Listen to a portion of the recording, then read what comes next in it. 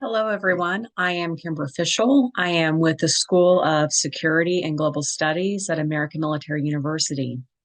And my presentation is entitled Strategic Intelligence, Policy Support, and Great Power Rivalry, the Civic Awareness Challenge for Democratic Republics. I want to share with you an aspect of the research that I conducted for a journal article for the special edition of International Journal of Intelligence and Counterintelligence. My work relates specifically to the Research Fest theme of the public good because of the information instrument of power. The concept of power in international politics can be conceived of as a whole consisting of different instruments that include diplomatic, military, informational, and economic. It is the overlap of the information instrument of power with other power elements that make it so important. Overlap itself is not new, as power instruments work in tandem. What is new is the use of disinformation and misinformation campaigns combined with the technology of the modern world to allow easy infiltration of disinformation into societies across the globe and the current geopolitical context in which great powers operate. Specifically, there is a renewed rise of great power conflict with global adversaries who are willing to act, bring about new regional and international orders. The recent Russian invasion of Ukraine and increased Chinese claims on Taiwan are cases in point. My specific research question for the article was, how do Chinese and Russian use asymmetric methods to challenge the U.S. position in the global system? Because neither Russia nor China can challenge the United States and its allies solely and directly with conventional forces, both states have incorporated asymmetric methods into an overall strategy to restructure the international system at global and regional levels. Those asymmetric methods include the use of anti-access aerial denial capabilities, the use of proxy states and non-state actors to challenge adversaries indirectly, and the use of disinformation and misinformation campaigns to internally delegitimize states. What are the implications of the findings for policy support? To effectively meet the threat and support policy, the United States strategic intelligence assessments must recognize and understand asymmetric methods across all instruments of power and the linkages among power elements. And for purposes of our Research Fest theme and focus, I want to emphasize the question of what is the linkage between policy support and the public good. The research was done by qualitative comparative case study assessment of how Russia and China use asymmetric methods to challenge the U.S. position in the global system.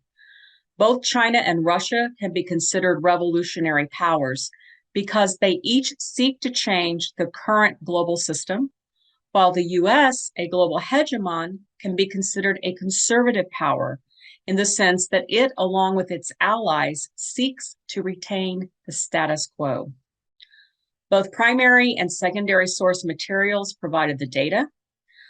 Those source materials included government documents, white papers, Congressional Research Service reports, and also scholarly writings.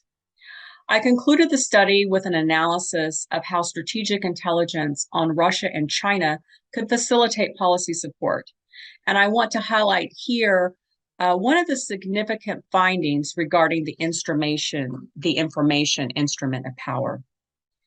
The significant finding is that the information instrument of power is heavily relied upon and integrated with the exercise of other instruments of power, including military, economic, and diplomatic. As information becomes a weapon through disinformation and misinformation, the adversary is able to delegitimize the state from within. For example, Russia targets political and social groups within the United States across the political spectrum with the intent of turning groups against each other. It cares less about who is elected president than it does in undermining whoever holds the office. It also uses similar tactics to target European democracies. China's disinformation campaigns are often globally targeted to control the international narrative, especially in regard to economics, while bolstering the legitimacy of the Chinese Communist Party. Scholar Jesse S. Curtis makes an important point that Russia wants to undermine the United States and the West, but is not offering a better alternative, while the Chinese goal is to change the global system and has committed to infrastructure development through the Belt and Road Initiative. Curtis makes the interesting comparison that Russia is, quote, a disinformation terrorist, while China is a, quote, disinformation insurgent. Regardless of intent, the key component here is disinformation, and these types of campaigns target social, political, and even, especially with the COVID-19 pandemic, health issues through social media and creating domestic front groups to turn segments of the population against each other. Adversaries are aware of the cleavages that exist among groups within Western societies and how to play those groups against each other. The implications for policy support tie in directly with the public good, as civic education and awareness campaigns are needed within democratic societies to combat an increasing threat of internal societal cleavage. But countering disinformation and misinformation within democratic republics is particularly challenging. This is because freedom of speech and access to information, whether it's good or bad, is an intricate part of a free society.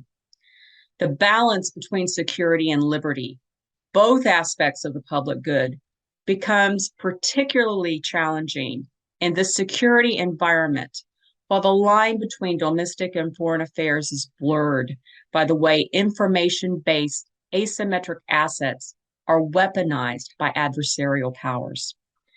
This is why promotion of the public good starts with an informed public that understands the threats presented. Recognizing the centrality of the information instrument of power and how it interacts with other power elements is especially important in strategic intelligence support to national policy.